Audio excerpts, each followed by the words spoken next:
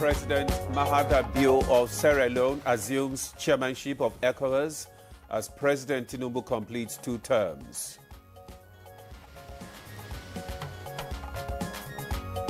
I remain confident that with the continued cooperation of all its members, ECOWAS will scale over greater heights.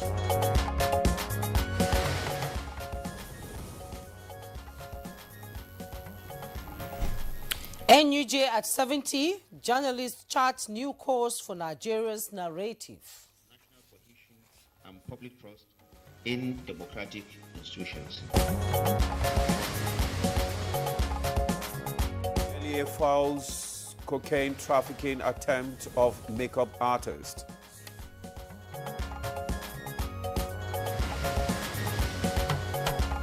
And on Good Morning Nigeria today, we shall focus on second Nigeria-Brazil strategic dialogue mechanism, plus 67th ECOWAS summit.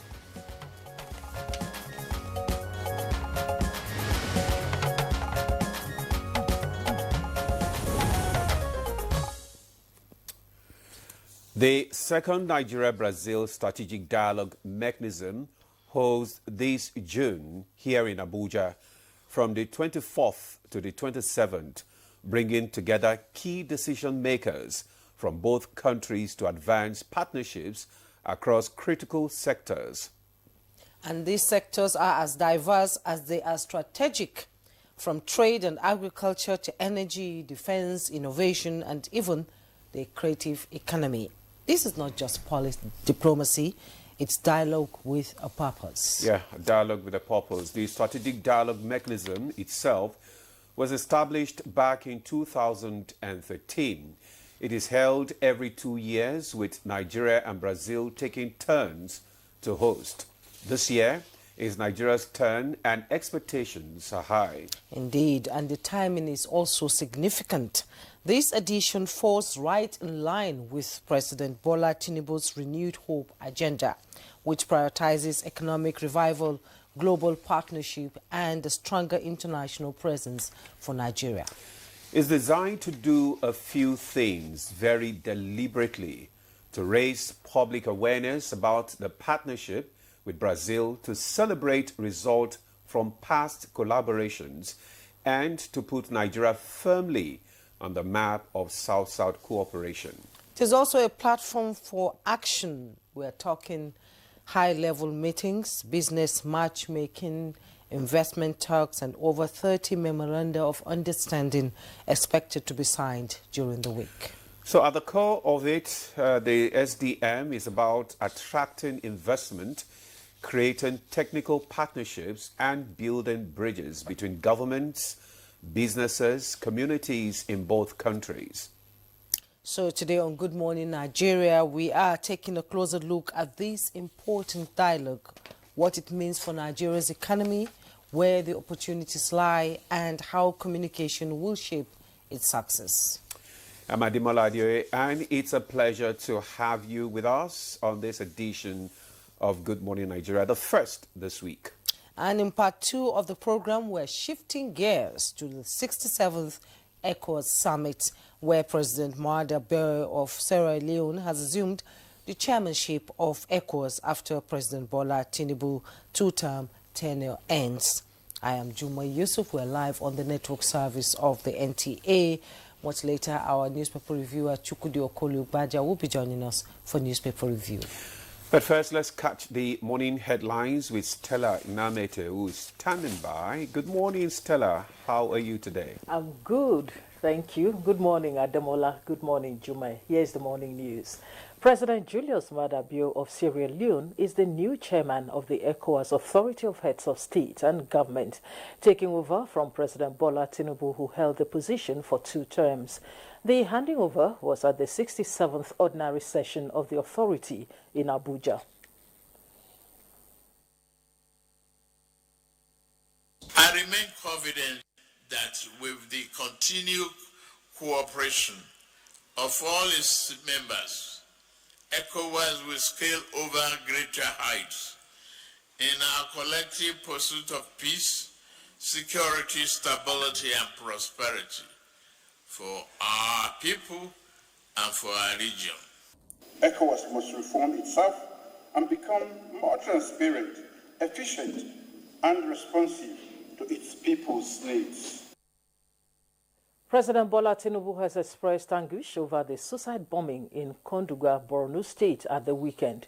The president, in a statement, mourned those who lost their lives, describing the attack as cowardly. He urged security agencies to double their efforts in routing remnants of the Boko Haram insurgents who resort to attacks on soft targets as a diversionary tactic.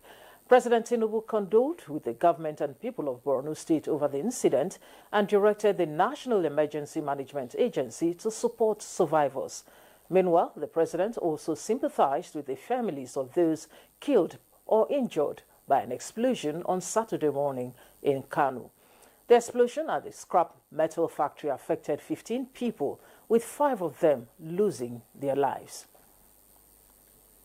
A recent comment made by Sule Lamido, former governor of Jigawa State, in which he accused President Bola Tinubu of supporting the annulment of the June 12, 1993 presidential election, has been debunked by the presidency. Sule Lamido's claims that Tinubu's mother, late Abibatu Mogaji, mobilized market women to back the annulment were allegations described as false, but rather Lamido, as secretary of the Social Democratic Party, the party whose candidate MKO Abiola won the June 12 election, was among those who failed to oppose the military's injustice, while Senator Bola Tinubu stood firm even before late General Abacha dissolved the political parties and all democratic institutions, including the National Assembly on November 17, 1993, following his coup. Bayo Nonuga, special advisor to the president, Information and Strategy, in a press release says President Bola Tinubu and other Democrats played crucial role by opposing the June 12, 1993 election and advised Lamido to check his facts before going to the press. President Tinubu, he says, was and remains a steadfast advocate for democracy. The National Assembly has assured Nigerians and the international community of an inclusive and far-reaching constitution alteration process that will address citizens' aspirations and deepen democracy in Nigeria.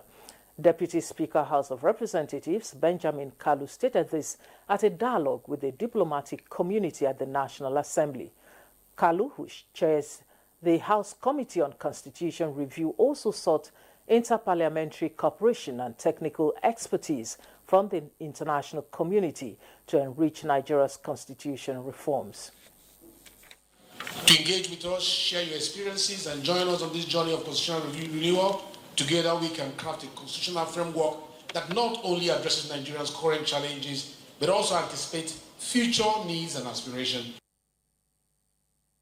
After 7 decades of profound contributions to national development, journalists in the country now have a renewed task of promoting Nigeria's narrative first in the face of modern realities.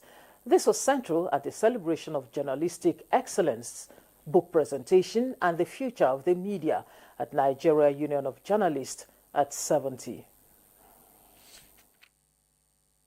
The media not only honors the sacrifices that battered our democracy, but also helps to promote national cohesion and public trust in democratic institutions.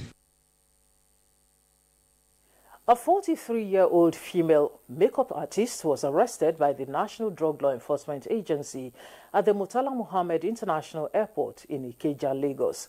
The suspect, who claimed to be traveling to India for a fibroid surgery, had cocaine factory-fitted in her bag. Additional NDLEA operatives intercepted 1 million pills of opioids in Bauchi while raiding provision stores in Edo.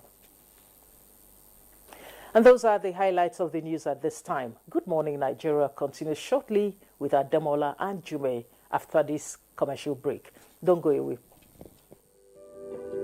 Have you heard the news? The federal government of Nigeria, through its direct benefit transfer program, has started the disbursement of 75,000 naira per household in 3 installments of 25,000, 25,000, 25,000 naira. Each recipient must have a validated national identification number, NIN, to receive the payment on behalf of their household members. To benefit, your household must be in the National Social Register of Poor and Vulnerable Households in Nigeria. The federal government's direct benefit transfer program is helping to reduce the effect of suffering while promoting financial and economic inclusion for the poor and vulnerable population in Nigeria.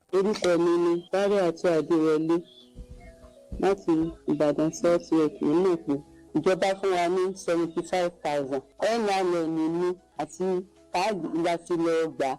Nígbà tí mo sì gbà, mo fi ṣe nǹkan tó dáa, mo ra oògùn nínú rẹ̀. Mo ra oúnjẹ tí màá jẹ nínú rẹ̀. Mo sì wọkọ̀ mi náà ń bẹ. A sì fi yòókù ṣe ọ̀rọ̀ ajé pé káàtó máa rí dé bá. A dúpẹ́ lọ́wọ́ ìjọba wa òkè. This message is brought to you by the Federal Ministry of Information and National Orientation, Federal Ministry of Humanitarian Affairs and Poverty Reduction, in collaboration with the National Social Investment Programs Agency, National Social Safety Net's Coordinating Office, and the National Cash Transfer Office. Confidence is important in life's little moments. Strong teeth can help, even if they get her into trouble sometimes. A great smile is useful to break the ice, and making friends is easier when you know you have fresh breath. I give my family confidence with Pepsodent Triple Protection 123. Its antibacterial action formula gives them cavity protection, white teeth, and fresh breath. The confidence of 3 toothpaste in 1. Pepsodent Triple Protection 123. A new edition of TV Guide is out, featuring an impeccable personality with purposeful leadership. Abba Abubakar Aliu, MD, CEO of Rural Electrification Agency, takes us through the gamut of activities and mandates of Rural Electrification Agency, as well as its achievements and dreams. I really want to see that I leave a lasting legacy that can be spoken of in a very long period of time. Welcome to a world of fun and excitement as we also present an assemblage of professionals in the media space. Some compelling NTA programs, current trends in the fashion world, ICT, sports, entertainment, and lots more. Meet Professor Charles Anosike, the Director General and Chief Executive Officer of the Nigerian Meteorological Agency, as he shares his vision in repositioning NIMET as a key player in Nigeria's climate strategy. Get a copy at the vendor near you or any NTA station nationwide. TV Guide, your indispensable companion.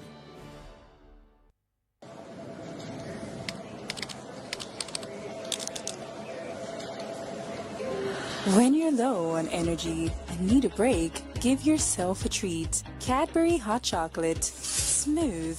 Crafted from cocoa, milk, and sugar. Creamy, chocolatey, frothy goodness, rich taste, so satisfying. Cadbury 3-in-1 Hot Chocolate, the treat you deserve. Does your toothpaste give you complete fresh protection? New Close-Up Toothpaste Complete Fresh Protection takes care of your 5 important oral care needs. It gives you strong teeth, prevents tooth holes, cleans deeply, fights bacteria, and gives you fresh breath. Complete fresh protection from Close-Up. The Nigerian national flag represents our country's history, culture, and identity. It was designed in 1959. The colors are Emerald Green 2.0, which represents agriculture, and Immaculate White represents unity and peace. Know how to handle our flag. Illuminate the environment or don't fly the flag overnight. Do not fly a dirty or tattered flag. Take such flag to the nearest National Orientation Agency office for proper disposal and replacement. The national flag can only be flown at half-mast on the directive of the federal government. The national flag must be flown at the same or higher height when displayed alongside other flags. Don't burn or allow the national flag to fall on the ground. Do not print, decorate, modify, or insert the coat of arms on the flag. Our national heroes are not buried with the flag. They are honored by presenting it to their next of kin during interment. Respect our national flag. Be a real Nigerian. This message was brought to you by the National Orientation Agency, NOA. Hey Nigeria, ready to breathe cleaner air and save money? Let's talk about gas. Drive with CNG, the smart, cost-effective choice. Fill up for less and travel further. Save money, save the planet. Switch to LPG for cooking. It's cleaner, healthier, and better for environment. Say goodbye to smoke and eye problems. Do you know Nigeria is a gas nation ranked 9th globally with over 209 trillion cubic feet of gas reserve? Gas isn't just for cooking and driving. It powers industries too. Cleaner, cheaper, and more efficient.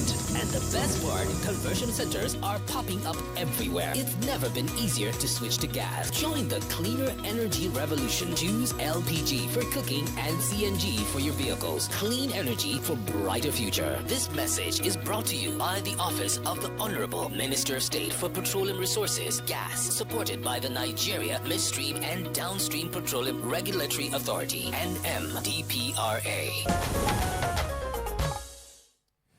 Thanks for staying with us. You're still on to Good Morning Nigeria on the network service of the NTA. Up next on the program is Newspaper Review.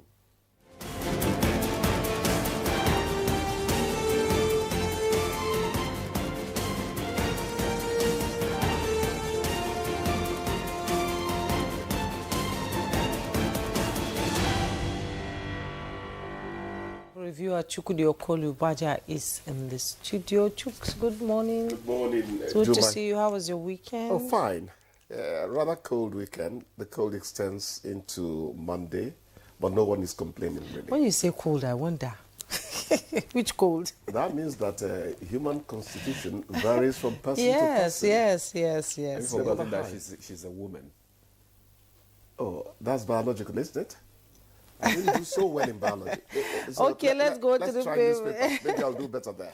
Let's go to the papers, Chukwudi. And just below the masthead, we have Ecuador scraps visa-free transit. The Business Nigeria.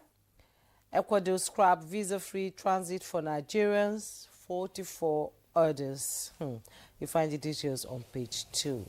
And the headlines in the Business Nigeria, 50% CRR, 35% FG asset load squeeze Nigerian banks. Find all the details in the paper. And Nigeria reclaims palm oil industry as foreign firms exit, local players rise. We find the details in the paper. And Brent crude surged to 75.59 on Middle East tension, U.S. talk draw. And let's quickly go to the Pilot newspaper. And below the masthead of the Pilot newspaper, NDLEA arrests woman on road to India for fibroid surgery with 2.20 kg cocaine. Details on page 5. Governor Sani demands justice for families of 12 Kaduna travelers killed in Plateau. You find details on page 5. Ijos reject Nigeria-Morocco pipeline deal. That's the headlines in the Pilot. Nigerian Pilot says gas pipeline project crime against Ijos of Niger Delta region. That it will enslave, kill Ijos for next millennia. That gas will power human civilization. Insist project lacks transparency, alleging that FG didn't follow Public Procurement Act. And writes President of European Union to address concerns of Ijos on the project. You find all the details on page 4. Gunmen abduct High Court judge at Bielsa's Eatery car park. Find the details on page 5. At the bottom plate of the Nigerian Pilot, Yelwata, 50 fake internally displaced persons nabbed in Benue. Diri approves automatic employment for UAT first-class graduates. And Tinubu didn't support annulment of June 12 election. That's coming from the presidency. SEC bars independent directors from becoming executive directors. Find the details on page 6. Champion Nigeria's democratic progress, Idris urges NUG at 70. And African workers demand zero tolerance for perpetrators of sexual violence in conflict zones. You find details on page 5. Sedemola. Okay, I have the Daily Trust newspaper, and just the major headline reads, Plateau killings, death toll hits 13. Survivors narrate ordeal. Victims buried in Mango, Kwampan. Well, that's all. Chooks? Yeah, Demola, that's all. But it's eerie in the sense that the orgy of violence continues to the detriment of the fatherland. Because when one person loses their life rather in a horrific manner, it simply makes you shudder, not just for self, but for the fact that this country is beginning to experience things that make you think that our problems could be spiritual. I mentioned this the other time. I don't want to be called Pastor Chukudi because I'm nowhere near that. But the amount of blood flowing in this country is alarming. It doesn't make sense anymore. Are we reinventing the tribal wars of those days in 2025 or what? What is happening? And the most frustrating aspect of it is that you don't get to hear that anybody got arrested when these things happen. President Bola Tinubu asked a question in Yelawata. You mean nobody has been arrested after this? Governor Sani is talking from Kaduna. He is calling for arrest of the perpetrators. But there's something he said which should be interesting to us. I am one of those who keep asking, what stopped killings in southern Kaduna since Sani got in there? He is recommending the model he adopted. Do we need to go and study that model to find out how we can spare the lives of helpless human beings who are just engaging in normal activity? It doesn't make sense anymore. In a branded vehicle, abuse area. Juma, it doesn't make sense anymore. It doesn't. Self-liquidation is not an option. I mean, even if they say the other maybe it's not branded, but this has a brand, on the vehicle, ABU Zaria. They can't all be illiterate. There's a name in my village. It's called Ngemegwai. Let me use pidgin to interpret it. I go do you back. I had a teacher who was, he's dead now. We were talking one day and he said, Ngemegwai must have been named because somebody's trying to mention a particular part of their history. But that he doesn't think Ngemegwai is a good name. Because if we keep on megwaying, revenging and on, when are we going to stop? That's the question. Forgiveness matters in life. You understand?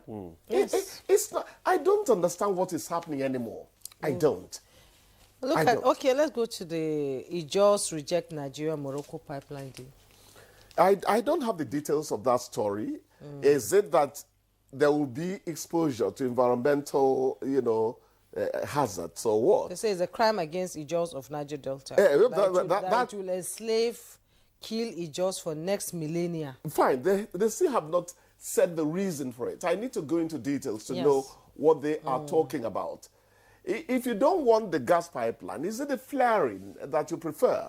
The flaring itself is a very harmful thing. But when we are able to take to Morocco, the incidence of flaring will be highly reduced. And they've written to the president of the European Union. The European Union, I saw that bit. I saw the headlines, but the intros, as what you will talk the about European Union Union president do? It is an African matter. Well, why do we always take our problem to other people to solve? It's an African matter in the sense that it's happening within Africa, but that gas is bound for Europe.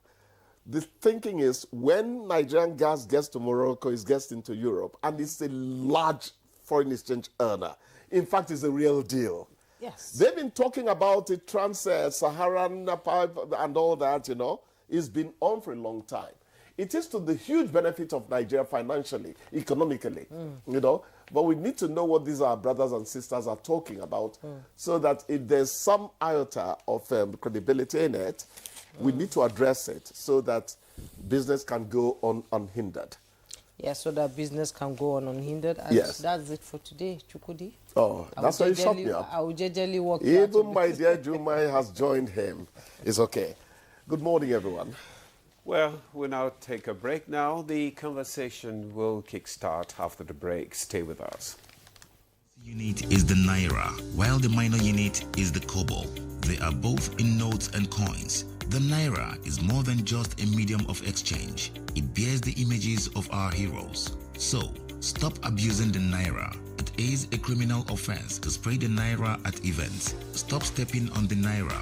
It's not your enemy. Do not squeeze, ruffle, or write on the Naira. Handling the Naira with dirty or oily hands can deface the Naira. Love the Naira as you love yourself.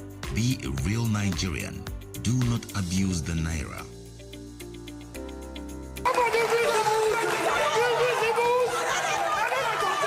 Mention a popular Nigerian childhood game of the 80s and 90s. Police and thief. Playing rubber. No be arm robber. Mommy and daddy. Mommy and daddy. Survey says. Hey. She loves to cook and I like to eat. That's my boy. I like to go out, but sometimes my pocket just tells me, Bruh, go inside. Don't be only you. Mention something you would do if you meet with a lion. Call for help. Help me, the lion, they carry me, go here. I like to watch football with him. Nice. Not Arsenal. They know they carry league. Drop some bars. All right. The Lord is my shepherd, I shall not want. You did not even rap. If you're happy and you know it, let me see your 32. Smile for me, baby. You know they give me attitude. Felicity, they're here.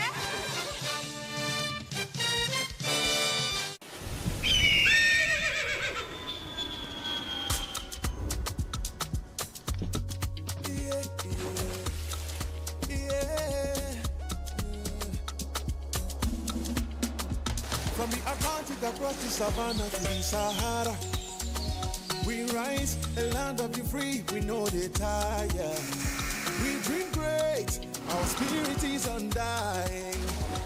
Resilient, rooted like palm tree, we sway in colors, we turn dark into light, we make solutions, we ignite passion, yeah.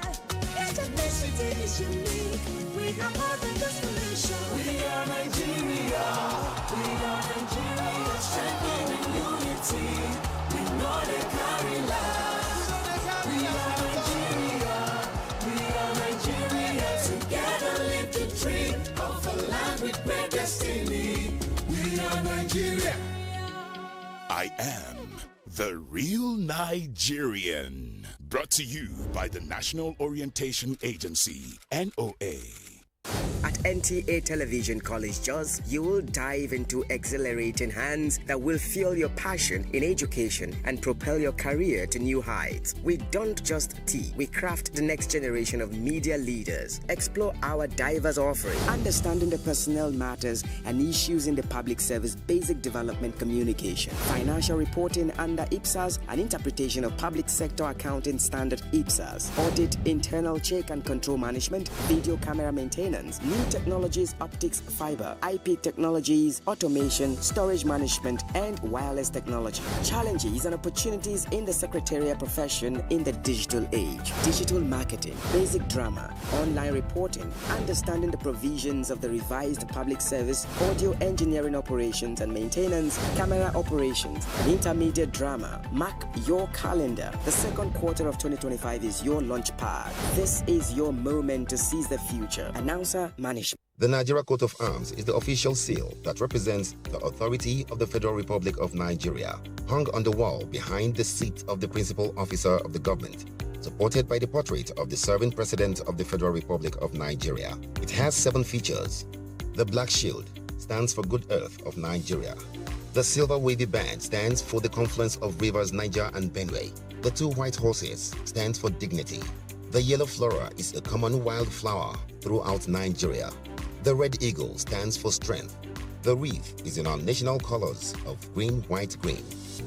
The motto, unity and faith, peace and progress, is written on a beautiful yellow ribbon, and it's a maxim for all Nigerians. Be a real Nigerian.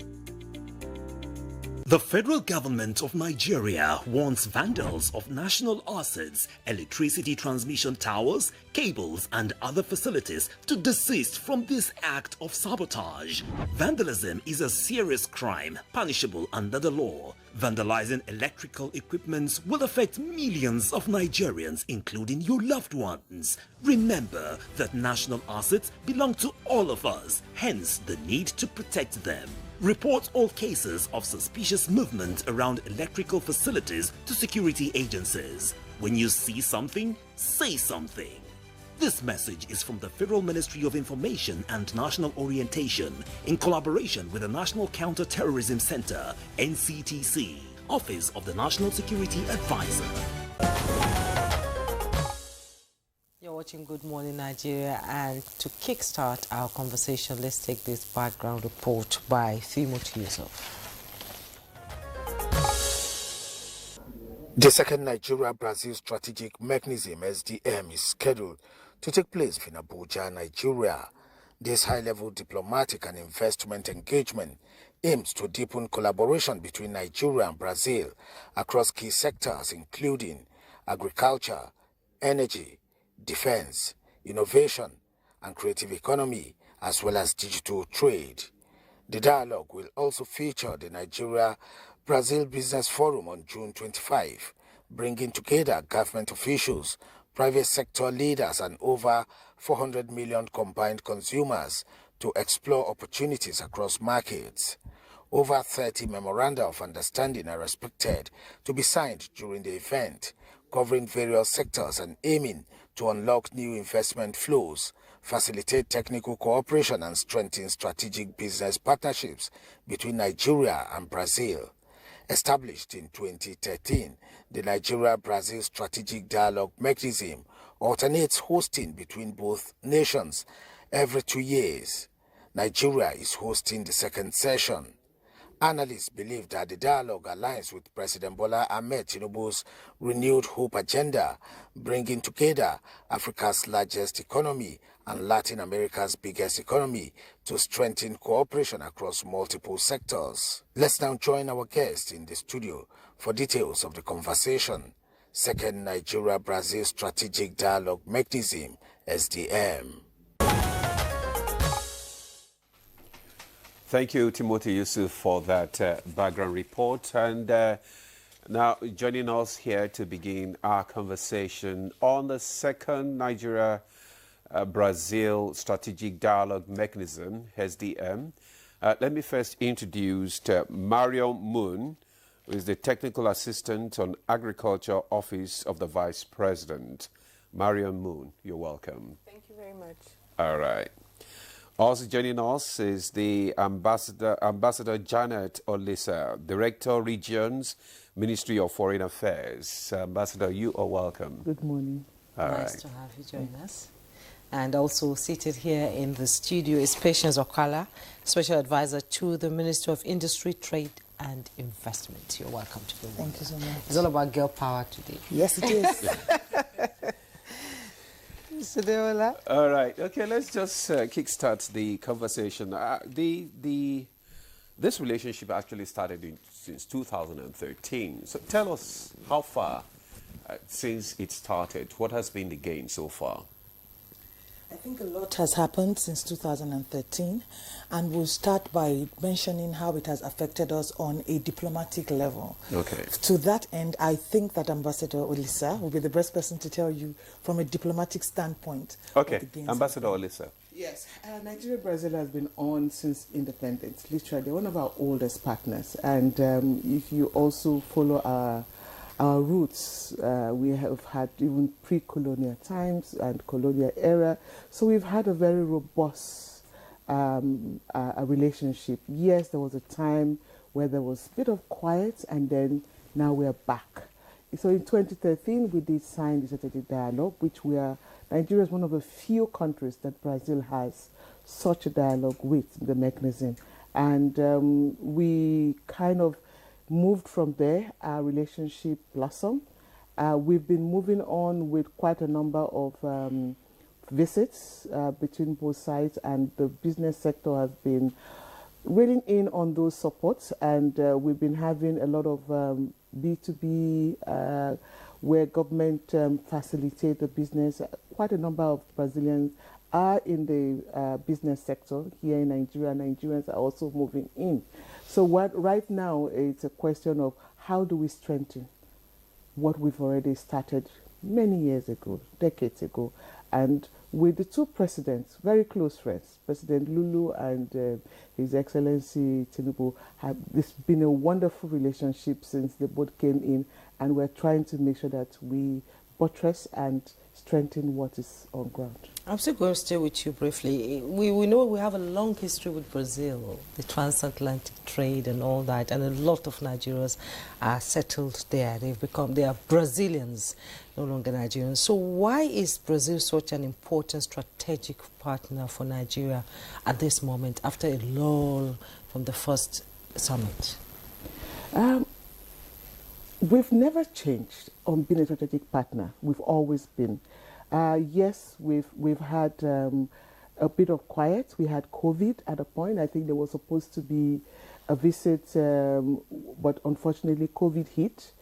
The very last minute, the then Vice President had to shelve his trip, and we found ourselves in a situation whereby whatever happens, the dialogue continues. So we continue to push forward bilaterally through diplomatic channels. Our ambassadors kept getting to ensure that the business sector, because with Brazil, it has always been business. And that's what is important to both countries. We've always ensured that we improve the trade balances. Yes, it's not really in our own favor, but it's been growing steadily. And now, with Nigeria even joining the BRICS as a partner member, that even further brings our alliance closer. So we haven't had any gap. We've just not had high-level visits the way we are now having. Mr. President has visited Brazil for the G20, and every time they meet at international fora, they never cease to find that time to kind of blend. And I believe as soon as he arrived at the first G20 summit in India, the two presidents said, look, it's time for us to work. And we've literally been on the run, working to make sure that everything comes together.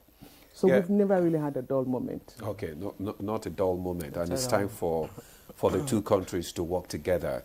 So let's look at how this dialogue mechanism can actually benefit the two countries. What are the potential benefits? Marion, let me just bring you into this discussion. Yes, thank you so much. So I just want to add first a little bit on what Ambassador is sharing. It's also important to note that Brazil has a lot of similarities to Nigeria, apart from our sort of historical ties. You know, if you look at our population sizes, if you look at our agroecological zones, you know, tropical agriculture is very similar in Brazil to us. Brazil is just a few steps ahead, right? So what is it that we can leverage and try and work with them? And the beauty of this similarity is also that it's not just about what can Brazil do for and with Nigeria, but what can Nigeria do for and with Brazil? Since we're so similar in so many different ways, how can we come closer together? Even if you look geographically, linking Africa and South America, what better than a hub out of Nigeria, right? Directly across the Atlantic into Sao Paulo. So those similarities, there's a lot of rich ingredients. So we're already doing something, as Ambassador said, but how can we take this to the next level? You know, some of the things we're working very closely with the ministry with, how can we begin to take all this potential to the next level for both countries? Okay. So when we talk about the SDM, it's really how do we capitalize on this potential? And I think that His Excellency the President has really made it very clear his agenda for this country, his ambitions for this country, right? How do we create those platforms? And in this dialogue, we're talking about the corridors between our two countries, whether it's from the creative sector to the diplomatic, you know, corridors, to the agricultural corridors. How do we strengthen these corridors so that we can cross, right? Brazil to come to Nigeria and Nigeria to come to Brazil. And how do we do that from a government to government perspective, and then ensure that that is creating the environment for the business to business perspectives? Quite interesting, government, the business, I believe from what we've read and what we've heard, Brazil and Nigeria are ready for business. Let me bring in Patience Okala into this conversation. How does this dialogue between Brazil and Nigeria reflect a shift in Nigeria's foreign policy priorities towards the global south? There are so many countries in the global south. Why is it Brazil? Why Brazil? And let me start by just recollecting Mr. President's agenda. One of the issues that is paramount on his agenda is the diversification of our economy. And for us to be able to do that, we have to reach out, not just to our old friends, but we have to be ready to formulate new friendships and relationships. And of course, given the global headwinds now around trade-related issues, it is important that we cut new friendships. So why Brazil in particular? It could be Brazil, it could be another country, but basically because we have a lot of shared history and there is reciprocal appetite for engagement on an investment and bilateral level. You have a lot of Brazilian investors. For this SDM, we have about 80 Brazilian companies that are coming into Nigeria. Okay. They are not coming for tourism. They are coming for matchmaking. They're coming to find out where their projects can meet opportunities. Okay. We also have like a commensurate number of Nigerian businesses that have been listed to engage with these Brazilians. So we are all having a business forum that is part of the SDM. The SDM takes place tomorrow. And then there's a business forum on Wednesday, because we want to ensure that the appetites from both countries find fruition in our projects. There are so many projects that we can engage with. We had back-end conversations with the Brazilians prior to this event. It's not just a talk show where we just come in and do things for the optics, but for months there has been a lot of planning going on. And one of the primary things that we have been talking about is how do we actually make sure we have the right people in the room? How do we promote the businesses? How do we engage the projects? So it is something that is going to be very dynamic in the way we operate it, and it will be impactful for both of our economies. Nigeria is looking for new friends. Brazilians have decided that they want to reach out to us. Hey, who are we to say no? We're courting our new friends and we're also managing our old friends as well. So definitely you're going to have a whole lot of private sector, drive this economic cooperation between Nigeria and Brazil. Yeah.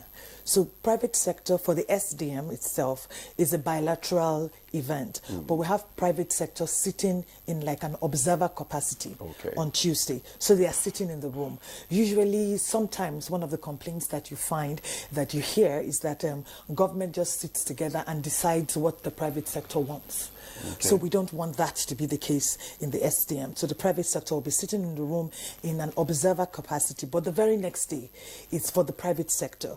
The Honorable Minister, Dr. Jumoke Oduwole, will be opening the business forum. Okay. There are different rooms. There are sector-specific rooms, like regulatory rooms for dialogue. We have one on digital trade and investment, because that is one area that we have engaged with the Brazilians and found out that they have a huge appetite for.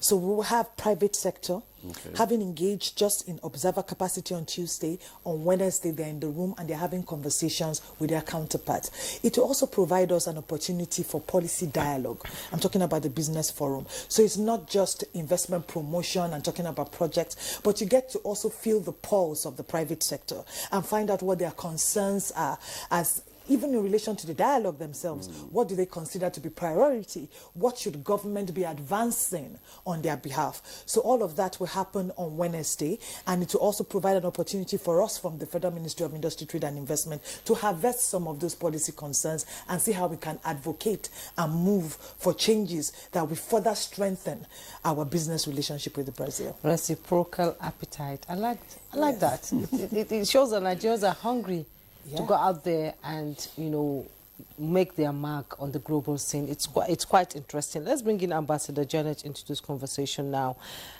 What specific area of cooperation do you think has the most promise for economic, stability in Nigeria? The beauty about Brazil is that it's a very diverse economy. And like Ms. Moon said, Brazil is a step ahead. And so we're talking about defense, talking about energy agriculture. And in agriculture, we're also talking about livestock. And it's not just a question of a particular sector. Brazil is vast. Brazil has shown that certain things are possible. You can turn desert into an arid land, and they've done it. It's seen, and we've visited. Every time, like last year, August, we were there for G20, and in the silence of G20, we had a trade exhibition and visit in Sao Paulo. Again, Brazil came down early part of this year. Again, scouting, checking what health sector, what are we talking about in terms of the area that they can bring in their expertise, area that they know that Nigeria already has a market for, and how do we collaborate? Let's not forget the culture and tourism. We have a BASA agreement that is almost ready for signing, and that, like Ms. Moon said, we're talking about a direct flight from here straight to Sao Paulo. It takes almost, in some cases, 48 to 72 hours to get to Brazil. Whereas if we have a direct flight, we're talking about 8-10 hours maximum. Who doesn't want to do a quick run into Sao Paulo, which is a hub like Lagos, and dash back? And from Sao Paulo, you can link. Then we get access into the Caribbean. Because if you do, I was Nigerian's High Commission to Jamaica, and I can tell you, I used to say we do an Israelite journey. We go, if you don't have the US or UK visa, you go to Addis to Sao Paulo to Panama City to Kingston, Jamaica. So now with this, is a straight flight into Sao Paulo, and then you can access that part of the world and the Caribbean. So we're not just talking about just Jamaica alone. We are also opening the corridor to other parts of the world. So it is a time for us to leverage on this particular partnership, get our trade moving. And again, on the foreign arm, Nigeria, we've had a beautiful relationship, like I said earlier. But having that beautiful relationship, having visa waivers on diplomatic and official passports, we've had that for years. But are we the ones who really drive the trade, or the private sector? So, again, we must thank the CG, who, like the SA said, we have about 80 companies, and all of them were giving gratis visas. Come in, let's talk trade. So every sector in Nigeria is putting their hands together to make this a success. To make it a success. You talked about waivers for businesses, but a lot of countries are now cutting down on visas. Will visa on entry be on the table as part of the memorandum of understanding that will be signed during, for Nigerians? Not just business, people who want to go to school, people, because it cuts across everything, from health to agriculture to defense and all that. Would we have a visa on arrival? Well, Nigerians? That is a conversation we would have, but do not forget that for a country to have visa on arrival for a large population like Nigeria, there has to be a lot of negotiations. Let's look at the nitty-gritty on how it's going to work and see what are the areas and the sectors. Education, like you said, is an area, but it's a discussion on the table for us to have. Okay, there's a discussion on the table. We do hope that it will be discussed when, yes, at the dialogue. The SDM, how does it fit into Nigeria's, Mariam, how does it fit into Nigeria's strategy for South-South cooperation, and what benefit can be expected? So just a bit more background into the SDM. So the current Vice President of Brazil is also their Minister of Development, Trade, Investment and Services. So he comes here in a dual capacity. So there's a lot of actionable next steps that we could agree with Brazil and very quickly move ahead with this. Okay. And how do we begin to have some of those commitments that we can then follow up and really make sure that we can implement those to really open the doors. So I think when we look at it from sort of South-South cooperation, it's really around two very large economies, Brazil being the biggest in South America and Nigeria being one of the biggest and most populous on the continent. So having those two, being able to work much better or more efficiently together begins to take that conversation to the next level. Okay. Ambassador, and I see you have talked about 30 MOUs, and just so that we're all on the same page, it's 30 MOUs in discussion, right? But right now, for this week, for SDM, we have 10 ready to sign. So the SDM is not the end of the process. It's about making sure we continue. The SDM is a platform that we're going to have biennially, so every 2 years. So the idea is to really have something very robust so that we can continue and make sure that all these platforms that need to be put in place are. One of them in discussion, and also Nigeria now being part of the BRICS fraternity, is currency swap, So there's a lot that's going to be coming, and not just from this week. But this week is just, we're revitalizing this conversation and dialogue with Brazil, but making sure that we can have it every 2 years. The other aspect I'd want to share is that the way the MOUs are structured are around selecting priority areas. So we're not trying to have a long list of so many things. It's about what are those priorities for the next 2 years. And how are we having mechanisms? If you look at how the Ministry of Justice, working with the Brazil counterparts, is structuring the MOUs, is that they're very actionable. Sometimes we sign things that are very high-level wish lists, which sometimes we end up having for so many years and we're not able to really action it. So the way they're also structured is a way we can hold each other accountable. So I believe almost every MOU talks about those mechanisms for how are we going to make sure that we can hold each other accountable for what we've put into those MOUs. So what are the priorities for this discussion? So I can maybe share a little bit about agriculture. So we're looking at it from, livestock, for example, and looking at how we can have systems in place for genetics, right? Our cows are producing 2 liters, 3 liters of milk a day, whereas you have breeds that can produce, 30 plus or 25 to 35 liters of milk. How can we quickly be able to integrate those genetics? And remember, Brazil's tropical agriculture is very similar to us. They've done a lot of research. How can we adopt, adapt, and have that technology transfer into Nigeria? So genetics is one a very important one we want to work with under livestock, for example. Yes, we saw recently the Minister of Livestock was in Brazil. You were there with him. Were you there with him? No, I was not. There was a lot of discussion on agriculture, and our President Tinubu has always said that food security is first and foremost for Nigerians. No Nigerian should go to bed hungry. So what kind of memorandum of understanding, apart from the livestock, will you be talking about? Would you be bringing to the table with Brazil in the area of mechanized agriculture in Nigeria and all that? So we're looking at structures around the soy value chain, cassava value chain, agroforestry, but also the other big one is we've been in discussions for quite many years on this Green Imperative project with Brazil. And the Green Imperative project is really looking at stimulating and supporting agribusinesses across the country. So we've brought that back to the table and revived all the structures that we have.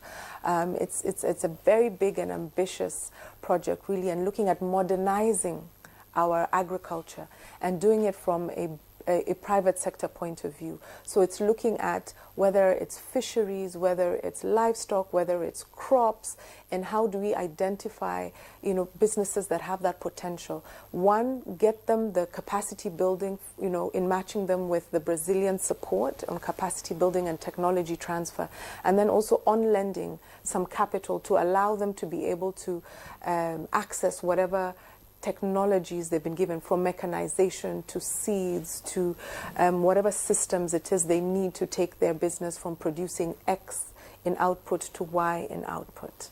Indeed. Okay, apart from agriculture, Miss my Patience Okala, we talked about defense. All these things will not be possible without security in Nigeria. We know that most of the farmers can't go to farm. We bought the Tucano 12 from Brazil earlier. And what other discussion on defense is on the table during the SDM? Okay, I'll answer that, and I'll just also circle back to the question around the MOUs. Yeah. So for defense, just to mention that there are a number of technical working groups that have been working on different priority sectors for engagement with the Brazilians. Defense happens to be one of them. There is one on legal issues, there is one on trade and investment, which the Honorable Minister herself oversight. There are different working groups, 7 in total. So for defense, there are also MOUs that they have looked inward at their own capacities and how they can leverage on an engagement with the Brazilian side. So I'm aware that there are some MOUs that are going to be signed that speak specifically to concerns around defense, even manufacturing of some of these equipment that will require. So they're MOUs specific to those. But just circling back to the point that Marion had made on the MOUs, we have, just to mention, the Sugar Council. There are some MOUs in the pipeline, like have been mentioned earlier. From the Trade and Investment Working Group, there's one overarching MOU that is going to be signed by the Honorable Minister, Dr. Jumoke Oduwole, and the Vice President, who doubles as the Minister of Development, Industry, Trade and Services of Brazil. So there is that overarching MOU, and the MOU covers almost all the mandates of the agencies under the Ministry of Industry, Trade and Investment that have any bearing with Brazil. So I'm talking about agencies like NIPC, Nigerian Investment. So there is a standalone MOU that is still in the works, but there is under that umbrella omnibus MOU, but there will be cooperation around investment promotion, facilitation, exchange of investment information, business delegations and all of that. There is one on that. Then it also covers activities of the NEPC, that's the Export Promotion Council. Because, I mean, what do we want to do? We want the private sector, we want them to come here and invest, and we want to be able to export our goods, okay? So there's that. And then there's an MOU also from the Sugar Council. So that is also in the under the agri value chain, but it's specific because Brazilians have some strength in that area that Nigerians would like to collaborate with them on. And then Standards Organization of Nigeria. If we're talking about exports, there are concerns around the standardization of our template, our processes and all of that. So there's an engagement that is already going on. That particular MOU is still in the pipeline. We also have an MOU by Family Homes. I think that is an SPV that sits under the Ministry of Finance, but they are involved in social housing. So it's also a discussion that we are going to be having with the Brazilians. As you can see, it's a very robust. It is a robust engagement. We are very determined that it doesn't. So which means that you are going to have some government agencies play a role in this the dialogue. Yeah, absolutely. At the business forum, for example, so there is the opening plenary, there's a high-level discussion where the minister, the vice president are going to be speaking. And immediately after that, like I mentioned earlier, we have 5 thematic rooms, like deal rooms, where you see there are rooms on agric, on digital trade. I don't know if you're aware, I'm sure you're aware, that Nigeria currently sits as the co-champion of digital trade in Africa. So designated by the AU Assembly of Heads of States and Government in February this year. So yeah, there's a room on digital trade and investment generally. There's a room on health, and there's one on solid minerals, I believe. So in the room on digital trade and investment, you will have NIPC sitting there, you will have NEPC, you will have standard organizations of Nigeria, you have the relevant agencies sitting and engaging with Brazilian businesses. So the businesses are there, government is taking a backseat at that business forum when it comes to B2B. You are listening to what the businesses are doing. You are hearing, you're also providing context and guidance, explication of what the policy framework is that will enable their dream of engaging as businesses that will bring it to fruition. So the private sector is very involved. The MDAs too are very involved. By the time this is said and done, we would have really pulled out all the value that we can get from an engagement with Brazilians. Interesting. Yes, I would like to add something. I want to recognize some of the work the Ministry of Health have been doing. I think what they're bringing to the SDM is quite interesting, and they've done quite a bit of work. As you know, there's been sort of some of the shifts going on in the health sector and a lot of the support that we get. And the Minister of Health has really taken sort of you know, the bull by its horns. And one of the things they're doing is really positioning Nigeria as a destination for the production of different medicines and vaccines. And this is something Brazil is very strong at. In fact, Brazil has idle capacity, you know, where they've reached, and not just across sort of health, also vaccines when it comes into livestock sector. Including alternative medicine too. Exactly, yeah. exactly. So one of the things they're doing is how can we look at what Nigeria intends to spend as a pool for investment? Why don't you come, instead of me buying from a Brazilian company, why don't you come and produce it here and I will buy from you right here in Nigeria? So the way the Ministry of Health is positioning the potential of Nigeria to attract investment, I think is very commendable and is very interesting, and something the Brazilians have taken quite strongly. There's quite a strong delegation coming in with the Vice President of Brazil to really look at what is this potential around health. And then the other one is also around the creative economy. I think there's a lot of excitement from both sides, and I'd like Ambassador to share also a little bit about, you know, the request from Brazil for Yoruba teachers. And, you know, that's also very, like I said, it's not just about what is Brazil wanting here. What does Brazil want us to take there? So maybe Ambassador can share a little bit more about that. That is, the two countries are leveraging on each other's expertise. Yes. Okay. Exactly. Yes. That's like the culture sector, we have audiovisual, we have tourism. And if you recall, we do have a house in Bahia, which we are revitalizing. And one of the major things is going back to the roots. And through the Technical Aid Corps under the Ministry of Foreign Affairs, we're working on seeing how we can bring that synergy back. And when we're talking about culture, it's not just Yoruba language, Yoruba Orisha, the religious because we know there's a lot of Yoruba culture in Brazil. Cuisine and all, bringing it back to fruition. And again, talking about other MOU, NDLA has one already ready for signing. The Ministry of Power, you mentioned defense, it's done and dusted. Just waiting for the signatures to be put. Under the Ministry of Foreign Affairs, we have 2 MOUs. Now, we must be able to track. After everything is done, we must be able to track what everyone is doing. So the framework we have to track that is called the political consultation under the Ministry of Foreign Affairs, to bring all the MBAs, okay, what have you done in this sector? That's monitoring and reporting. Monitoring, serious on, and if you follow the administration with the ministerial mandate, every quarter we go to mark what we have achieved. So the MFA needs to track what all the MDAs vis-a-vis on the other side as our responsibility to coordinate the two countries. So we track on our side, we track on the Brazilian side. You have set up mechanism for evaluation. Yes, so that's called the political consultation, which will be signed also. And also we have our Foreign Service Academy. If you recall, we diplomats, we have our own academy. Every country does. So we're having this synergy between the two countries' academy. And education, we have an existing MOU on education. So what Brazil is saying, and we are saying, let's now talk about the protocol of implementation. So you see, dialogues have been ongoing. We are just refining it, improving it, and see how it's going to work. There is a proposal for ethanol.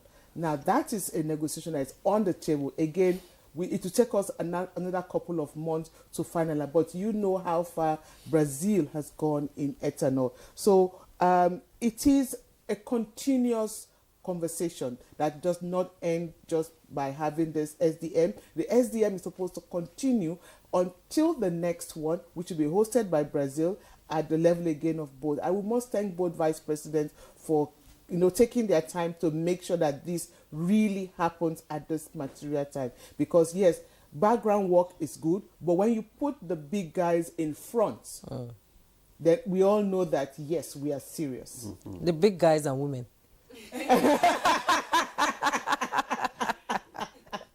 Interesting. We've talked about defense, agriculture, health, and Patience Okada. Let's talk about energy and economic investment. We know that Petrobras is beginning to show interest, to return to Nigeria and do business, into deep water oil sector. So what benefit is Nigeria going to take from that? I think that Nigeria will take a lot of benefit, which is the reason why we are happy that the person who is coming is not just the vice president of Brazil, but he is also the minister that will take those decisions because he's the minister in charge of development, industry, trade, and services. So that is one key issue that will be discussed at the level of our vice presidents and the minister herself. We are actually looking forward to having this conversation. It is not one of the MOUs or anything that is being signed because it's a very high-level conversation. Hopefully, by the time the the vice president gets here, conversations will take place and we'll be able to share with the Nigerian public and say this is what we have done in relation to Petrobras. We're talking about interest in clean energy. Yeah, Nigeria is very interested. We have the blue economy out there, and it's doing a great job. Yeah. So if Nigeria says we want this and Petrobras can come in, will there not be any contradiction from other oil companies that are already here in Nigeria? Which is the reason why I said that conversation will happen at a very high level. It will happen, and we have given a lot of detail about the issues that are right within our purview to share. But because this is at the vice presidential level, and we're hoping that the conversation has just begun, we're hoping that we'll have more information about that to share when our principals have finished having this engagement, and then we can share with you. Okay, Marion, let's see how this conversation actually can be sustained, because, you know, the ambassador talked about the issue of implementation, which usually is the problem anyway. In every agreement reached, there's the implementation challenge. So how can the Nigerian-Brazil dialogue mechanism be sustained and institutionalized to ensure long-term benefits? Great. So it's two things. Execution has a lot to do with intention, and I think this administration reviving or bringing back the SDM at the forefront, the leadership being taken, I think that sorts out intention. So I think the intention is very clear and very deliberate and very strategic. The second thing is that if you've heard, what we're all talking about, everybody has come to the table, the entire government. The other point to note is that today we have some of the delegates who've arrived early out in different states, being hosted by different private sector companies. So we've also brought, not just to showcase the potential of Nigeria, but also understand that we are a federal system, so we've got the subnationals. A lot of these things will be implemented at the subnational level. Okay. So they've also come to the table. So we've had, I can confidently say the entire government or the entire economy, the private sector, the subnationals, the federal government have all come together and everybody's playing a part very actively. So I think intention and willingness is very strong. So that's the first. And then the second very important one is what ambassadors talked about, this political consultation MOU. So we are agreeing in writing to have structures to keep each other accountable. Because it is a dialogue, it is a partnership. So we're saying we want to keep each other accountable. And the fact that we are structuring it and signing on it, I think speaks volumes to our intention to implement. And then again, I want to emphasize the Ministry of Justice on both sides, how they have actually written out the MOUs. And as we were going through and the working groups were doing the negotiations, we even had things we removed because we're prioritizing. So we've approached this thing from we want to implement the whole build up, the preparation, the structures we're putting, the M&E mechanisms or accountability mechanisms. So I think that it's going to be very successful. And the fact that SDM is supposed to be every 2 years. Right? And if we make sure we meet every 2 years, we can't do all this on both sides at such a high level. And then in 2 years' time, we're coming back to say what? We have to come back to say the next thing. We've taken these steps. Where can we go? Where can we go? It's not something we're coming back after 5 years, right? So the fact that it's relatively frequent is going to sort of make sure we stay on our toes and are able to keep moving and implementing and sustain the momentum that we've started with. How do you measure the success, that you have achieved over the years? It's the metrics. what are the trade volumes? What's the changes in that? The FDI coming into the country. What are the changes in that? You'll see it from, the travel between the two countries. So just the normal economic metrics that are available through the different MDAs. What NIPC will be reporting, what NEPC will be reporting, what immigrations will be reporting. We're going to be able to see the changes from there. Very interesting. And I want to remind Nigerians that you can send your contributions to this conversation and your questions so that we can show it to we can tell it to the guests, and maybe you might get answers. We have one that has just come in, said, "Good morning all." Is asking, are there rooms for interested individuals to join the conference now? How do I leverage on the gains in the nearest future without participating now? Patience Okala. So is there room for people to engage? Yes, interested individuals to join the conference, and how do they leverage on the gains in the nearest future without participating now? No. They don't have to. Will you be on Zoom? People can join, or is there the SDM is a bilateral level engagement, so it's not open to all. It's bilateral. But the business forum is one that the person can actually join if this person is a business person. So it depends on what is the person's interest. Because if the person is a business person, then the person can join from the meeting on Wednesday and join us at the business forum. In terms of how do they benefit, I think the point has already been made. It is said the Holy Book says that the sun shines on the just and the unjust. So if we're able to gain traction in our business and investment relationship, if we have direct flights going through the two countries, if we have agreements that help to move our economic agenda, it benefits basically everybody else. Unless I'm not really getting what the person wants, but I think that if we have those economic benefits done, it benefits everybody. Whether we can have it on... I'm not sure that there is room for virtual engagement. There isn't. On the business forum. Correct, but for the business forum, if the person is a business person, then the person can join the business. Okay, how can the private sector, we have small businesses coming up, COVID-19 has shown us that small business can do well. Absolutely. So how can SMEs, plug into these opportunities arising from this partnership? Small businesses. So, in inviting businesses... We know it's high, but how can the small ones come up? So, the one that is really high is a high-level engagement on Tuesday, because it's at the level of our, at the vice presidential level. The one for the businesses, we have not focused only on the multinationals or the big businesses. We do realize that small and medium enterprises contribute between 48 to 50% of our GDP. They struggle, but they are also economic. They enable diversification of our economy. They help us with job creation and a number of those things. So we have So we have also invited a number of SMEs. So in the companies that we have spoken about, we have 80 coming from Brazil. We have a commensurate number from Nigeria. Some of those are also SMEs. We have engaged with the organized private sector, NASIMA, the sector where the ministry has coverage, and a number of them are invited. So yes, they can participate.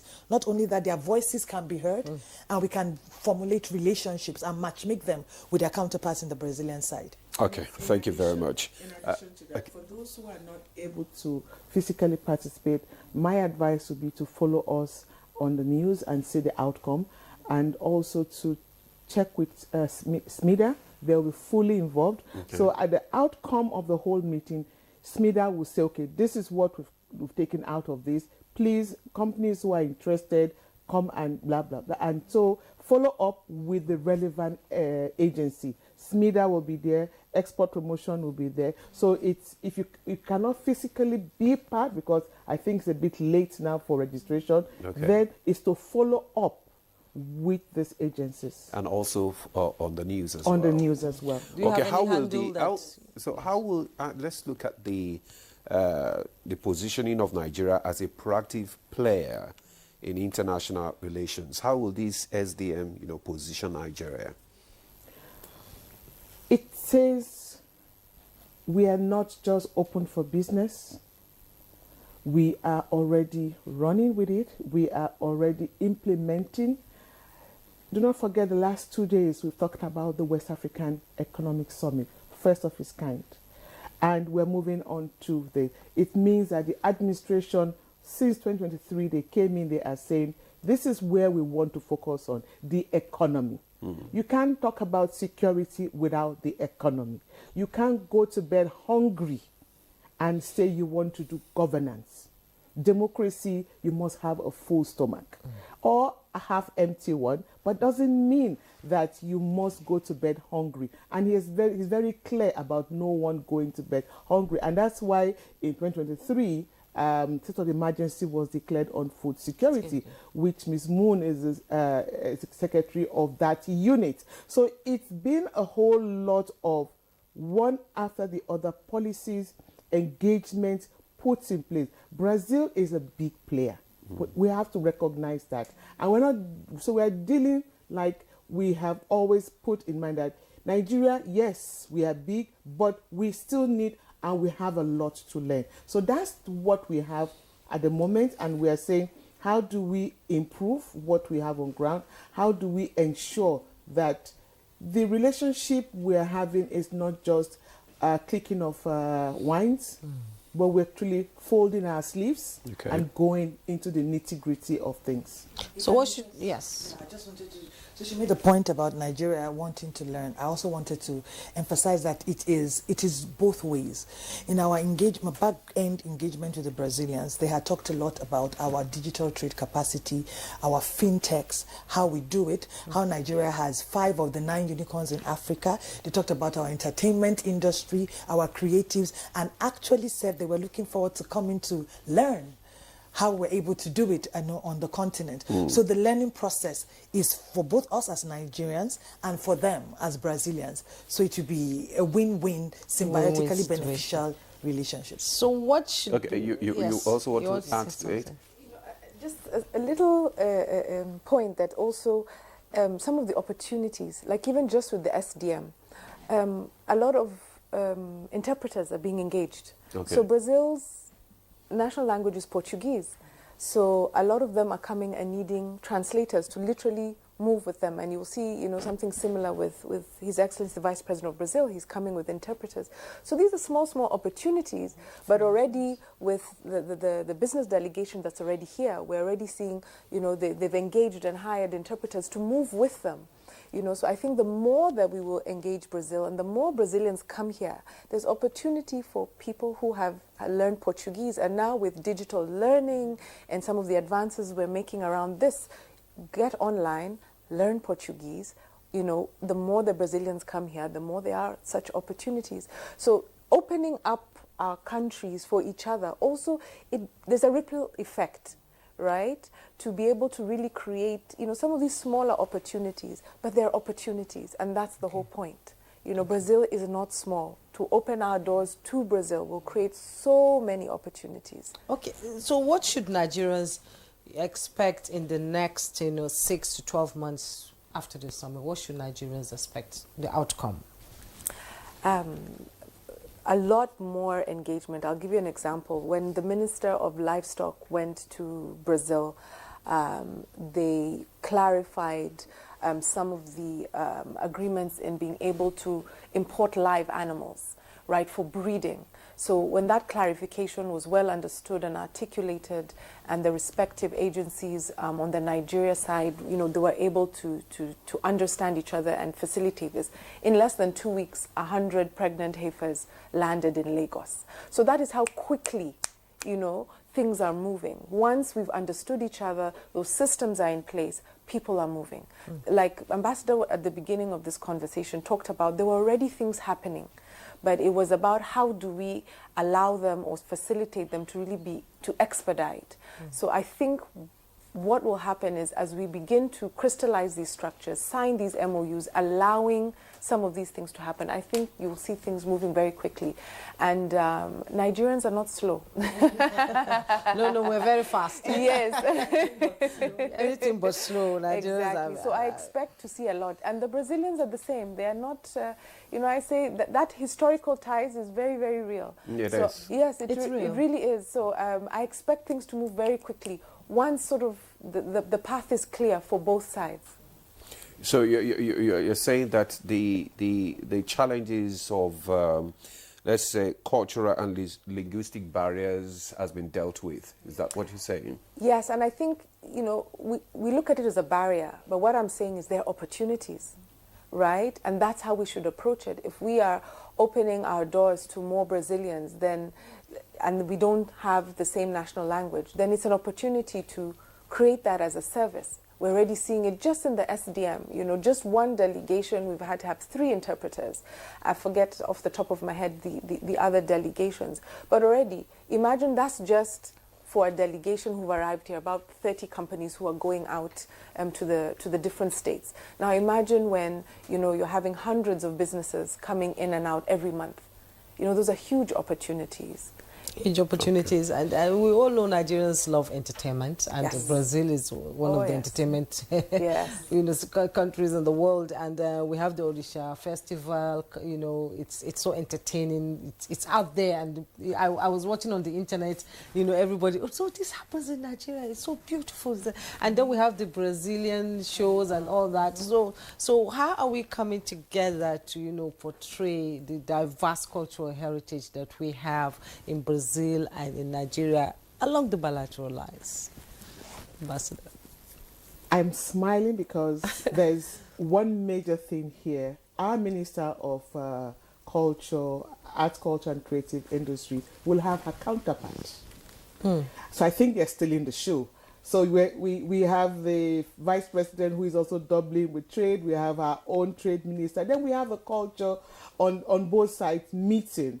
And so we're going to have a whole explosion, and she's very much ready for that. There's a trip to Lagos, a field trip to Lagos to go to Film One, the leather industry, to see what's happening in our creative industry there in Lagos. So we didn't limit everything to just Abuja. They're all moving now. So she is very much ready for to meet her counterpart. Like I said, they have 3 MOUs. I think they have the largest as I speak.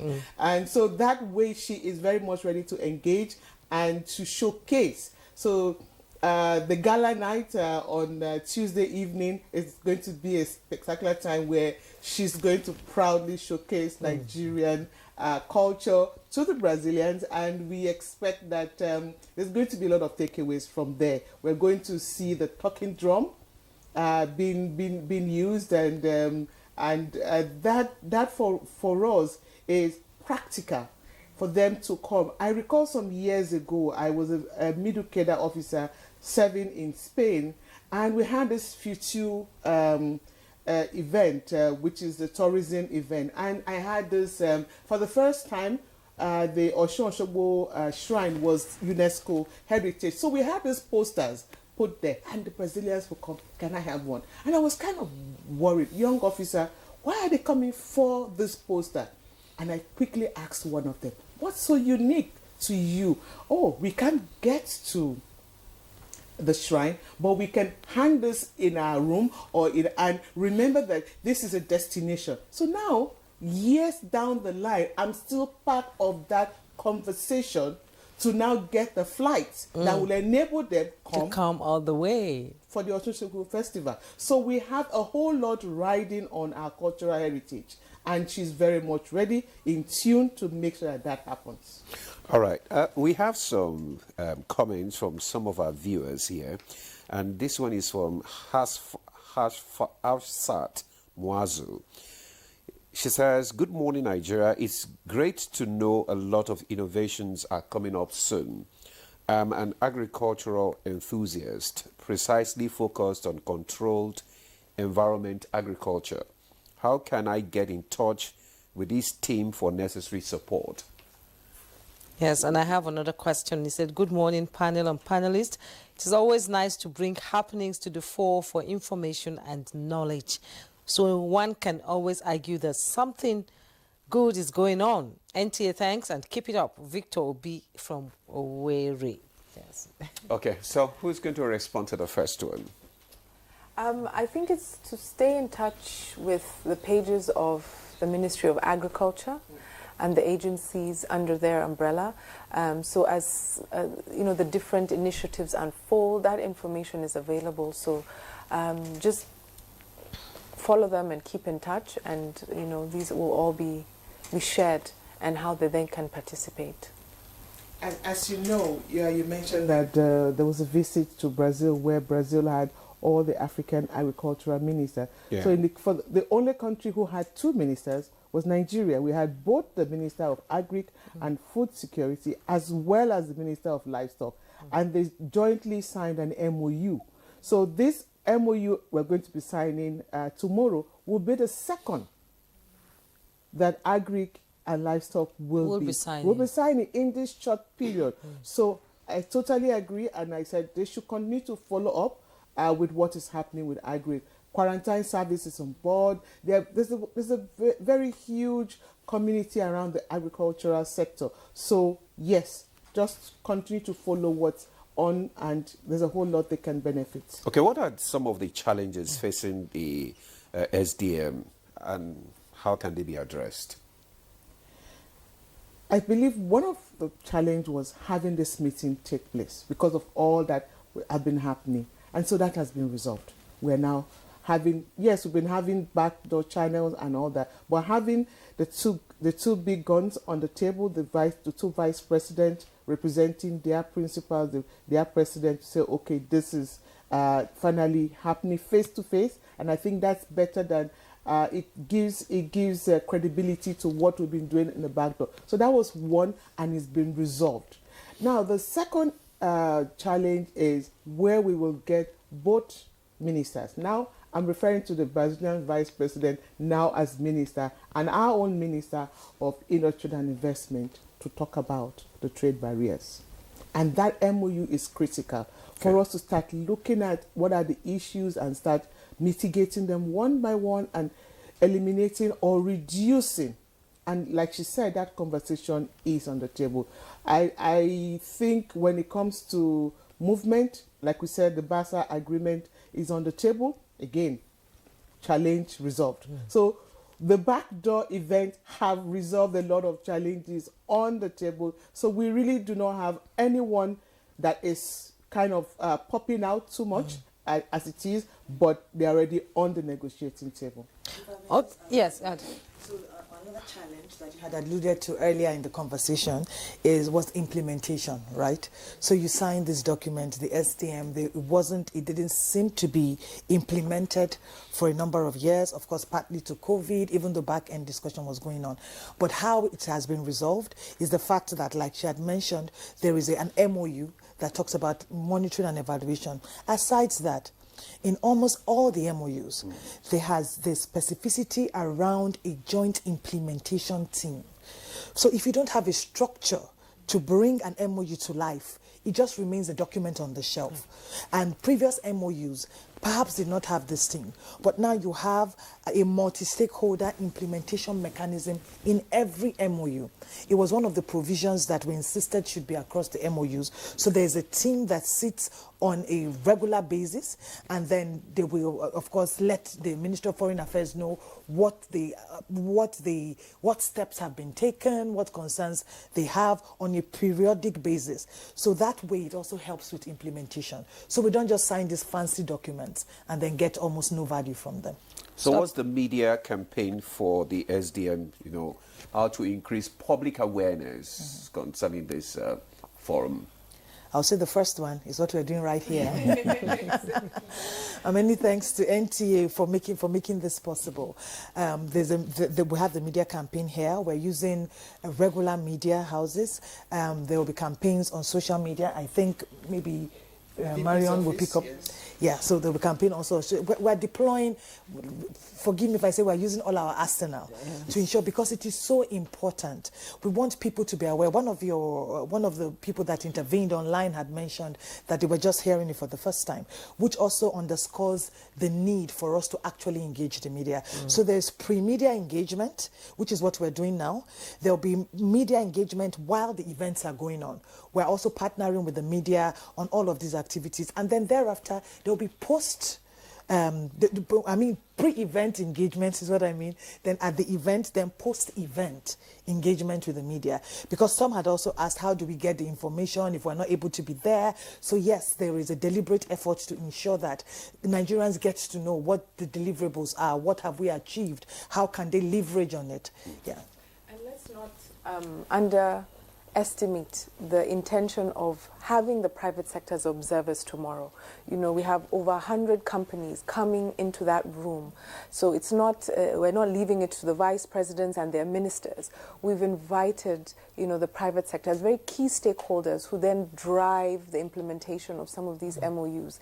So also their outreach, you know, of what they have seen from their perspective, what they're seeing are the benefits or whatever highlights that they want to give and say, you know, think about this, you know, we heard this being discussed, but what about this issue? So we're expecting over the next 2 days the engagement and inclusion of the private sector, you know, through a very transparent process. Okay. Will also proliferate a lot of the information out there. So where is this holding?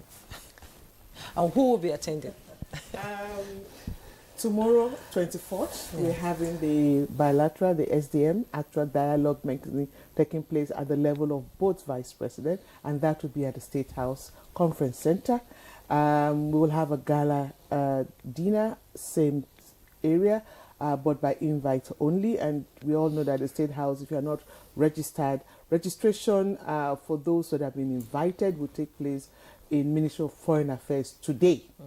And then on the 25th, which is Wednesday, where we have the business forum, will take place at our sister agency under the Ministry of Foreign Affairs, the NIA, there, so that we can really have dialogue. But I keep forgetting, there's one very important information. The Vice President's wife is coming. So of Brazil. Of Brazil. Wow, so she's coming as well. So there's this real support from the women's side. So our Vice President's wife will also be engaging with her, and there will be that aspect also taking place. So don't be surprised when you see a beautiful woman next to the Vice President of Brazil, and you see our own beautiful second lady. Yeah, beautiful second lady there as well. Yeah, it's going to be a lot happening. So it's going to be fully engaged for the 3 days, starting today. The field trips are ongoing as we speak. So Brazilians started arriving since 2 days, coming in, because again the journey is far. It's far. So some got in this morning, and so but the field trips are ongoing. And tomorrow we would spend the whole day at the State House and Conference Center, where we'll have, and again our Vice President will take his colleague to see Mr. President to pay him a courtesy call as well tomorrow. So it's going to be a very busy but fun day, or days for all of them. The Brazilian Vice President is coming in the morning, very early in the morning, and immediately start the program running. That's how important it is for him. All the activities will be here in Abuja, or you're going to... Apart from the field trips taking place right now that are outside Abuja, one is in Abuja, the rest are outside Abuja, but the Tuesday and Wednesday will be in Abuja. State House Conference Center and the sister agency under Foreign Affairs, NIA. There will be a display of Nigeria's rich cultural heritage. Yes. Of course. So what are we expecting there? So, for example, today there's a lot going on with the Lagos, because they're going to see the creative economy. The group going to Kebbi, the Emir has put on a small mini Durbar to be able to showcase, you know, the culture and the traditional rulers and how that all works in the sort of the northern part of the country. Tomorrow, during the gala, is where we're going to showcase a lot of the culture of Nigeria, and the minister has organized this through her different agencies. At the business forum, we have the museums coming to display some of our pieces. So we've made sure that there are those little elements throughout the 2 days. Yeah. Culture and food. And food. Oh, yes. Yes, exactly. You're making me hungry already. Yeah. All right, thank you so much. I think we have to, call it a day concerning this conversation. Let me just first thank Mario Moon, is the Technical Assistant on Agriculture, Office of the Vice President. Thank you so much. Thank you very much. Ambassador Janet Olisa, Director Regions, Ministry of Foreign Affairs. Thank you so much for coming. And also Patience Okala, Special Advisor to the Minister of Industry, Trade and Investment. Thank you for the enlightenment this morning. A pleasure to be here. And giving us an appetite for what to expect from the SDM. And I think, Juma, I think I've behaved myself amongst the ladies. Of course you have. Yes, thank you so much, ladies, for coming. It's been a very, very interesting conversation. Yes. All right, we'll now take a break for our second conversation on ECOWAS. Stay with us. The counsel of our fathers. I will urge and advise our younger generation to use talent and brain to sort out problems, not arms. Nigerian youths, let's build our nation together.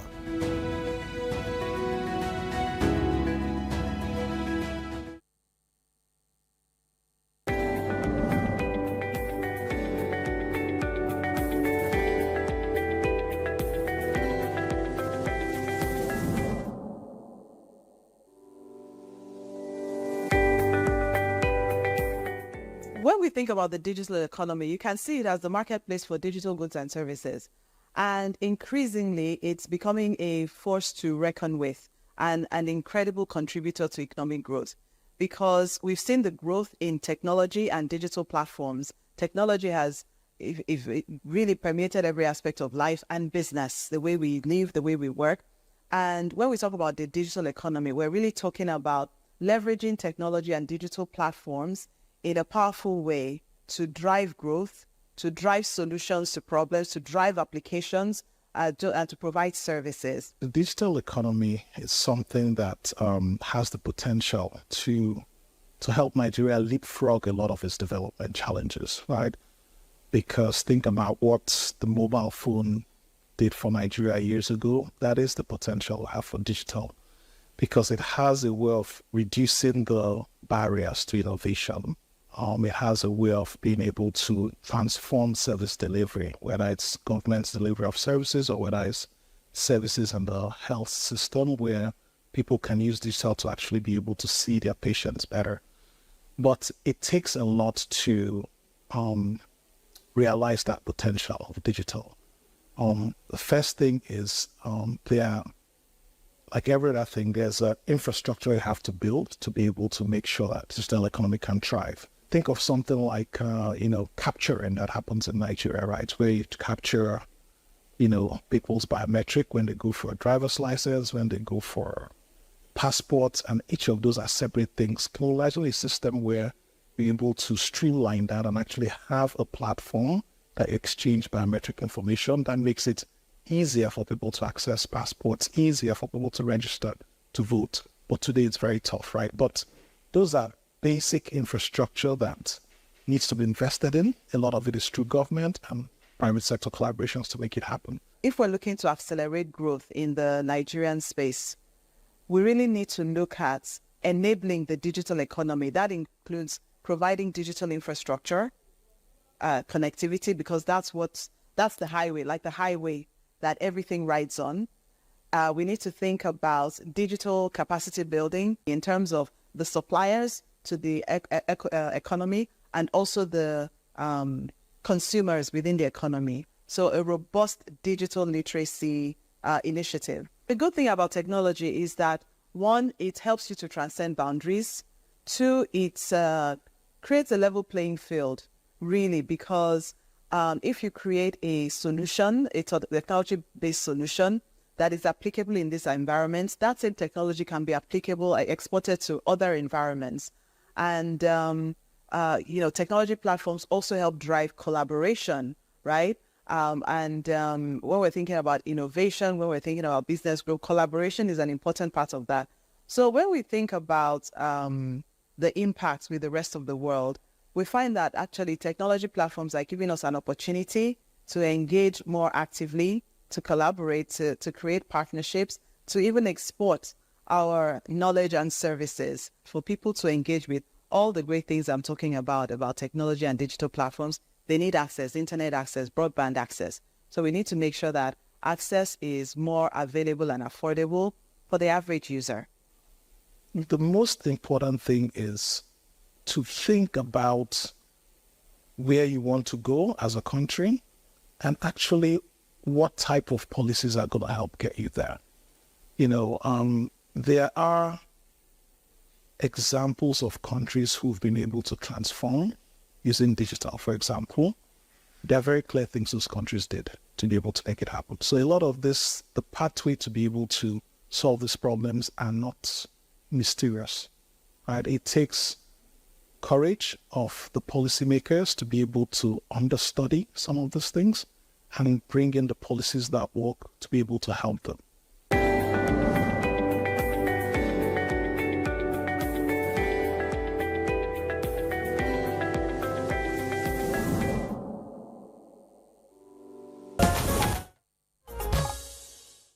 Yeah, welcome back, and you're still watching Good Morning Nigeria. Now to our second topic on the 67th ECOWAS Summit has come to a close, marking a significant moment in the region's history. President Bola Ahmed Tinubu handed over the chairmanship of the ECOWAS Authority of Heads of States and Government to President Julius Maada Bio of Sierra Leone after serving 2 terms.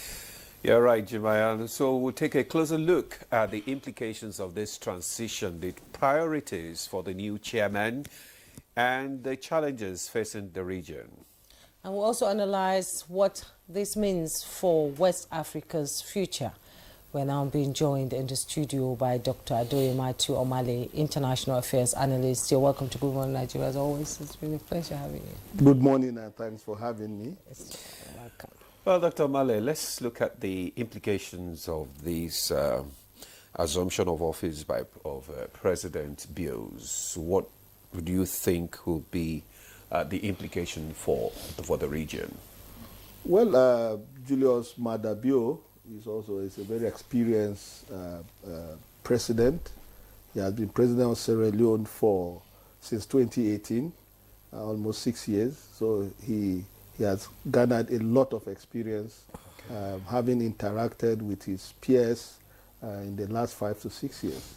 So in terms of experience, in terms of knowledge, in terms of having participated in the sub-region's socio-political and economic sphere, I think he is well equipped. Also, he's stepping into a very large shoe. President Bola Ahmed Tinubu, in these trying times of ECOWAS, has been able to wield the remaining bloc together to move ahead. Initially,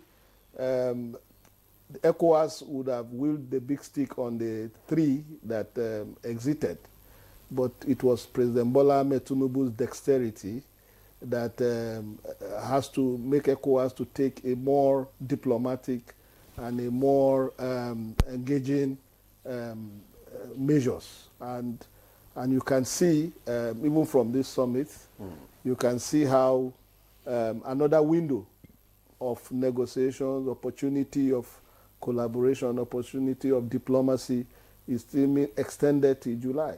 So you can see that Maada Bio is coming in from a very, very good ground foundation that has been laid by Nigeria under President Bola Ahmed Tinubu's leadership. You said he's been there for 6 years. So Yeah. how will his leadership pattern impact the ECOWAS decision-making and all that? Well, the major focus now is to wield the regional body together, is to integrate them as much as possible, especially how to war the 3 countries that are exiting, because they are significant. With the exit of these 3 countries, ECOWAS GDP of almost $800 billion might be seriously impacted. Don't forget that in terms of security collaboration, the Sahel states are very crucial. So Maada Bio has a lot of work to do, especially convincing these countries to either come back into ECOWAS or to continue to collaborate with ECOWAS. As the Commission chairman has said, the Commission chairman has said, negotiation is still ongoing. So we hope that at the end of the day, reasons will prevail, and the three countries that have exited ECOWAS will be brought back. So what concrete steps do you think the summit will agreed on because it has gone on in addressing the political instability in member states, especially the Sahel region, looking at security? Well, ECOWAS protocol on good governance and ECOWAS protocol against military coup, that has been done. Don't forget that it was that protocol that led to the current dispute between ECOWAS and the three Sahelian states. But as it is, the coup, to my mind, has come to stay. All what ECOWAS need to do now is to get a commitment for a transition program from these three countries. And if that commitment is gotten, then ECOWAS can convince them to come back and then to be part of the bloc, because you can see that from the various resolutions of the ECOWAS, even from the address of Mr. President, where he still said that the window of opportunity should be kept open for those countries that have exited. So that is one strategy. What impressed me about this particular summit was, for the first time, President Bola Ahmed Tinubu convened the economic summit, and you could see the level of participation. That is to show you that, because we, as scholars of ECOWAS, we have been worried about the drifting of ECOWAS from economy. It was an economic union fundamentally, but over the years, ECOWAS is now drifting towards political issues, drifting towards dripping towards security issues. Because you need all those for you to have a stable economy, actually. Yes, I agree, but what is creating a tension in ECOWAS now is ECOWAS over emphasizing security and politics rather than economic. So I think what Mr. President, as the outgoing chairman, has done was to say, look, our main focus is supposed to be economic cooperation, economic integration. And that is why the summit he convened was very, very significant. And you could see the level of participation. In political economy, they tell you that the economic base determines everything. So if you get the economy right, the superstructure will naturally take shape. So many of our challenges here in ECOWAS have to do with our economic situation. Issues of insecurity, issues of political instability can be curbed if the right economic programs and policies are put in place. So let's look at the progress that have been made so far, especially in the towards regional integration, especially during the tenure of President Tinubu. Yes, like I said, a lot of progress have been made. Had it not been for an experienced president. Don't forget that Tinubu was barely 1 month in office before the mantle of leadership was given to him. As if the ECOWAS leaders knew that they needed an experienced and astute politician in the person of Tinubu, because the body was virtually going under. And what President Tinubu has done was to harness the entire leadership, those that are not disgruntled, to ensure that he wheels them together. You could see at this summit, out of 12 countries that are remaining, about 9 sent in their president, which is a very good number. And so President Tinubu was able to wield the body together despite the storm, and that is a very, very, very remarkable achievement on his part.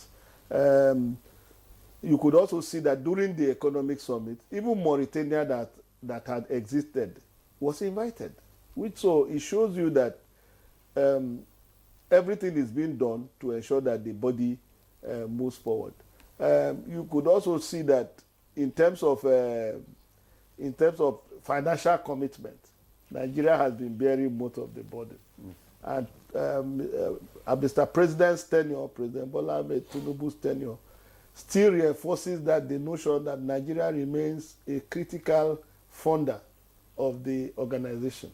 And that has been sustained throughout the president's tenure. Okay, you've said that ECOWAS, yes, is working, is gaining recognition, but critics also argue that ECOWAS is losing credibility and relevance. So how valid is this criticism, and what kind of institutional reforms needs to be put in place for ECOWAS to regain trust and strengthen the unity within the ECOWAS bloc? Well, ECOWAS is 50 years, and whether we like it or not, there are some achievements. You cannot just throw away the baby and the bathwater. But the critics are also right. The critics are right because most of the vision of the founding fathers of ECOWAS have not been attained. The ECO, up to today, while the European Union has been able to put in place the euro and so on, the ECO has not taken off. The West African Monetary Union has not taken off. This is because most countries have held on to their sovereignty. They are not willing to give themselves. So on that basis, ECOWAS have not been able to meet the necessary criteria. Even the projects that they have outlined, the West African Power Pool and other projects that the Abuja, the ECOWAS Highway and so on, most of these projects are more or less on paper. And that is why I told you that ECOWAS have shifted attention from the economic aspect. They have totally negotiated. So everything is now politicized, it's now about governance.